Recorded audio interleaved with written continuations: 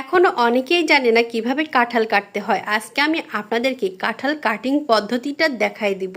আর কাঁঠাল কাটার পরে কাঁঠালটা অনেক সময় কালো হয়ে যায়, এটা যেন কালো না হয় এই টিপসটা আপনাদের সাথে শেয়ার করব। অনেকে আমরা কাঁঠালকে কাঁঠাল বলি না, অনেকে এঁচড় বলি। তো কাঁঠালে অনেক কষ থাকে, এর জন্য কষ যাতে না লাগে দেখেন আমি এখানে সরিষার তেল হাতে মেখে নিচ্ছি। আমি হাতে সরিষার তেল মেখে নিলাম, সাথে বটিটার গায়েও সরিষার তেল দিয়ে দিয়েছি। দেখেন সরিষার তেল প্রথমে না দেওয়ার জন্য কিন্তু বটির গায়ে আঠাটা লেগে গেছে। কোনো সমস্যা নাই, যতবার আপনার হাতে আঠা লাগবে ততবার একটু তেল নিয়ে নেবেন, তাহলে দেখবেন আঠাটা এমনি ছেড়ে যাবে।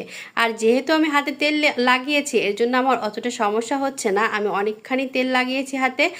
আর কাঁঠালটা আমি সুন্দর করে দেখেন দুই মাঝখান দিয়ে ফালি করে নিয়েছি। আর এই যে চোচাগুলো, কাঁটাযুক্ত চোচাগুলো, এগুলো কিন্তু সুন্দর করে ফেলে দিতে হবে। আর মাঝখানে যে একটা আঠালো টাইপের একটা লম্বা শীট থাকে সেটাও কিন্তু ফেলে দিতে হবে। তারপর কাঁঠালটাকে সুন্দর করে পিস পিস করে কেটে নিতে হবে। আপনারা আপনাদের সাইজ অনুযায়ী পিস পিস করে কেটে নেবেন। আমি আমার সাইজ অনুযায়ী কেটে নিলাম।